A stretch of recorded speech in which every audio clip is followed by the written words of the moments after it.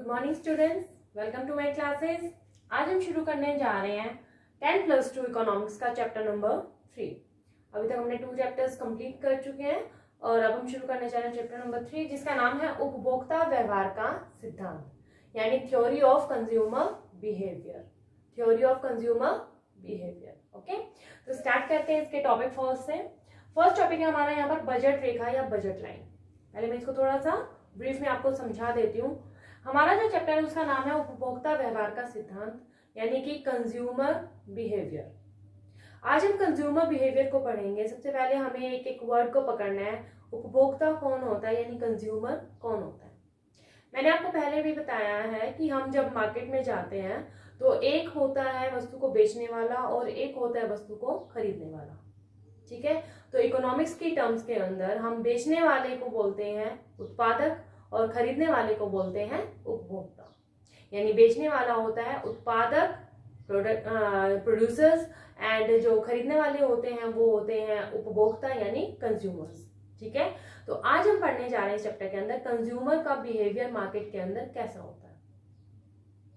अब सबसे पहले आप एक चीज इमेजिन कीजिए कि आप एक कंज्यूमर है, ठीक है, उपभोक्ता है। तो सबसे पहले आप मार्केट में जाएंगे तो क्या चीज होनी चाहिए आपके पास में?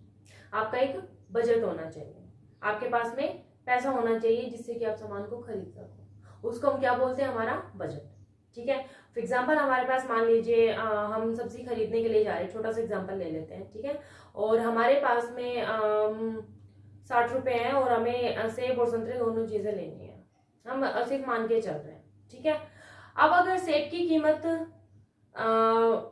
1 रुपया पर सेब है और संतरे की 2 रुपया पर संतरा है, तो हमें 60 रुपए जो हैं उन दोनों के ऊपर कैसे खर्च करने हैं जिससे कि हमें संतुष्टि ज्यादा से ज्यादा मिल सके। क्योंकि हमने पहले भी पढ़ा है कि उपभोक्ता को क्या चाहिए रहती है? अधिकतम संतुष्टि।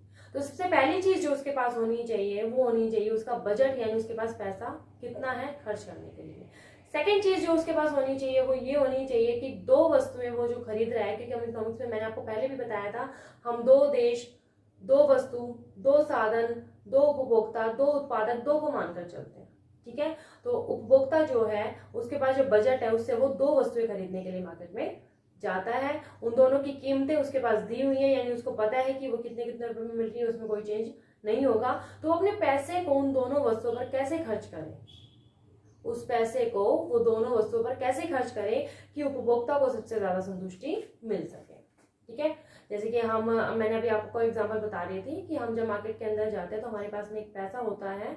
उस पैसे से हम वस्तुएं खरीदते हैं, हम चूज करते हैं, चयन करते हैं, फिर उस चीज को खरीद कर अपने पास में रख लेते हैं, ले आते हैं, उसको कंज्यूम करते हैं। तो ये क्या होता है? उपभोक्ता का व्यवहार। अब उपभोक्ता जो होता है वो कब संतुष्टि में आएगा, कब संतुलन में आएगा?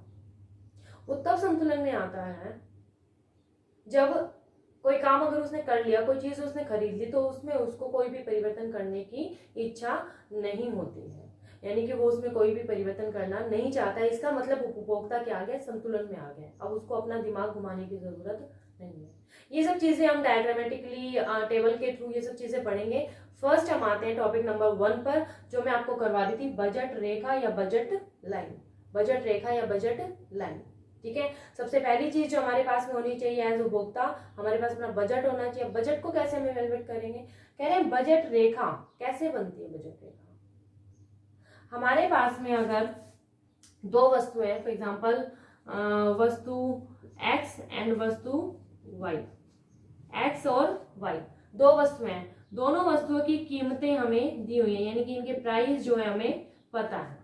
ठीक है, इन दोनों वस्तुओं की कीमतें दी होने पर और एक बजट दिए होने पर, हमारे पास में एक बजट भी है, हमारी जेब में कुछ पैसा भी है, एक बजट दिए होने पर, यानी 2 वस्तुओं की कीमतें दी होने पर, एक उपभोक्ता के पास में बजट दिए होने पर, उपभोक्ता उन दोनों वस्तुओं की कितनी ज्यादा से ज्यादा मात्रा खरीद सकता है, उन सब बिंदुओं को मिलाकर क्या बन जाता है? बजट लाइन, यानी बजट रेखा। इस बजट से ऊपर उपभोक्ता जा नहीं सकता क्योंकि उसके पास इतना ही पैसा है, इससे नीचे वो आएगा नहीं। क्यों? क्योंकि उसको संतुष्टि नहीं मिलेगी। अधिकतम संतुष्टि कब मिलेगी? जब वो इस बजट रेखा के ऊपर होगा। ओके, तो इसकी डेफिनेशन अगर हम कन्वर्ट करते हैं तो बजट रेखा क्या होती है? बिल्कुल सिंपल तरीके से समझना। बजट रेखा एक्स और वाई दो वस्तुओं के उन विभिन्न संयोगों को दिखाता है जिसे एक उपभोक्ता दी हुई कीमतों पर, इन दोनों की दी हुई कीमतों पर अपने बजट के द्वारा खरीद सकता है और जिसमें उसे अधिकतम संतुष्टि प्राप्त होती है, उसे हम क्या कहते हैं? बजट रेखा। क्या कहते हैं? बजट रेखा। एक बार फिर से एक्सप्लेन करें इसको। बजट रेखा क्या होती है? दो वस्तुएं एक्स और वाई की कीमतों के दिए होने पर इन दोनों की वो मात्राएं यानी मात्राओं का वो संयोग जिन्हें उपभोक्ता अपने बजट के दिए होने पर खरीद सकता है, उसे हम क्या कहते हैं? बजट रेखा। ठीक है, तो मैं इसको टेबल में कन्वर्ट कर रही हूँ। मैंने अभी आपको एक एग्जांपल बताया था। फॉर एग्जांपल मान लीजिए हमारे पास में एज कंज्यूमर 60 रुपए है। मैं आपकी बुक के अकॉर्डिंग ही करवा रही हूँ जिससे कि आपको ज्यादा अच्छे से समझ में आएगा। 60 रुपए हमारे पास में है।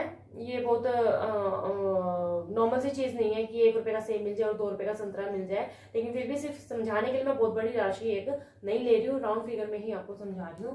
तो हमारे पास में पहली वस्तु है मान लीजिए सेब और दूसरी वस्तु है हमारे पास में संतरा। ठीक है, अब पहली चीज तो हमारे पास में क्या होना चाहिए था? बजट, वो हमने ले लिया 60 रुपए। ठीक है, पहली चीज हमने ले लिया बजट। दूसरी चीज हमें क्या मिलनी चाहिए? दोनों वस्तुओं की कीमतें, यानी एक्स की क्या कीमत है और वाई की क्या कीमत है। तो एक्स मान लीजिए हम सेब को ले रहे हैं, तो एक्स की कीमत है फॉर एग्जांपल 2 रुपए और संतरे की कीमत है 1 रुपए, यानी 2 रुपए में एक सेब आएगा और 1 रुपए में एक संतरा आएगा। ठीक है, समझ आया यहाँ तक? हमारे पास दो चीजें दी हुई है, बजट दिया हुआ है 60 रुपए और सेब की कीमत और संतरे की कीमत दी हुई है। अब हमने अपना पैसा पूरा का पूरा अगर संतरे के ऊपर खर्च कर दिया, अगर हमने अपना पूरा का पूरा पैसा संतरे के ऊपर खर्च कर दिया, तो सेब कितना ले पाएंगे हम? 0। लेकिन संतरा कितना ले लेंगे हम? 60 के 60 रुपए अगर हमने संतरे के ऊपर खर्च किया तो हम संतरा कितना ले पाएंगे? 60। कितना ले पाएंगे? 60। यहां तक आया समझ में? हमारे पास 60 रुपए है, 60 के 60 रुपए अगर हमने संतरे के ऊपर खर्च कर दिया तो हम संतरे की क्वांटिटी ले पाएंगे 60, लेकिन सेब कितना हो जाएगा? 0। क्लियर है? आगे अगर हम इन्हें सेब को बढ़ाना है, अगर हमने सेब को खरीदना है यानी बढ़ाना है, तो संतरे को क्या करना पड़ेगा? कम करना पड़ेगा। ये तो हम चीज हमेशा से पढ़ते आ रहे हैं। ठीक है, तो सेब मान लीजिए हमने 10 सेब खरीदी। ठीक है, हमने मान लीजिए 10 सेब खरीदी तो कितने रुपए की हो गई? 20 रुपए की। कितने रुपए बच गए? 40। तो 40 रुपए के हमने संतरे कितने ले लिए? 40। 40 रुपए के हमने संतरे कितने ले लिए? 40। तो ये तो संयोग हो गया ए, ये हो गया बी। हम संयोग का नाम लिखते चले जाएंगे। पहला संयोग तो ये हम ले सकते हैं, दूसरा हम ये ले सकते हैं। फिर हमें सेब और बढ़ाने हैं, सेब बढ़ा के हमने 20 करने हैं। 20 सेब कितने के हो गए? 2 रुपए के हिसाब से 20 सेब कितने के हो गए? 40 के। बाकी कितने रुपए बचे? 20 रुपए बचे ना। तो 20 रुपए में संतरे कितने आए? 20। संयोग हो गया सी। इसको भी हम ले सकते हैं, ले सकते हैं। फिर हमें सेब को और बढ़ाना है। सेब मान लीजिए हमने 30 सेब लेने हैं। ठीक है, 30 सेब कितने के हो गए? 60 रुपए के। कितने के हो गए? 60 रुपए के। यानी हमने 60 के 60 रुपए किस पे खर्च कर दिए? सेब पर। तो संतरा कितना हो जाएगा? 0। ये हो गया हमारे पास संयोग डी। क्लियर हो गया यहाँ तक टेबल? क्लियर है बेटा? फिर से एक बार बता दूं, हमने बजट रेखा पढ़ रहे हैं, तो हम बजट रेखा के अंदर सबसे पहले दो चीजें लेके चलते हैं। सबसे पहला हमारे पास बजट होना चाहिए जो हमने 60 रुपए लिया है। फिर हमारे पास दो वस्तुएं और उनकी कीमतें होनी चाहिए। सेब है हमारे पास 2 रुपए का एक और संतरा है हमारे पास 1 रुपए का एक। ठीक है, अब हमें इस पैसे को इन दोनों पर इस तरीके से खर्च करना है कि अलग अलग संयोग बने और उपभोक्ता को ज्यादा से ज्यादा संतुष्टि उसमें मिल सके। अगर हमने सारा पैसा यानी 60 रुपए संतरे के ऊपर खर्च कर दिया तो सेब कितना ले पाएंगे हम? 0। सेब बढ़ाना है तो संतरे को कम करना होगा, सेब और बढ़ाना है तो संतरे को और कम करना होगा। सारा पैसा अगर सेब पर खर्च कर दिया, 30 सेब खरीद ली तो 60 रुपए की आ गई, तो हमारा संतरा कितना हो जाएगा? 0। ओके बेटा, इसी को जब हम डायग्राम में कन्वर्ट करेंगे तो एक लाइन हमारे सामने आएगी जिसको हम क्या कहेंगे? बजट लाइन, बजट रेखा, जिसको हम कीमत रेखा भी कहते हैं। बजट रेखा को हम क्या भी कह सकते हैं? कीमत रेखा। ठीक है, प्राइस लाइन। ओके, क्योंकि इसमें प्राइस भी दिए हुए। अब हम इसको कन्वर्ट करें डायग्राम के अंदर, बहुत इजी होता है। डायग्राम में कोई भी डायग्राम जब हम बनाते हैं तो सबसे पहले हम क्या लेते हैं? OX and OY। क्लियर है? OX and OY। और इसके बाद में हम लेंगे यहाँ पर क्या?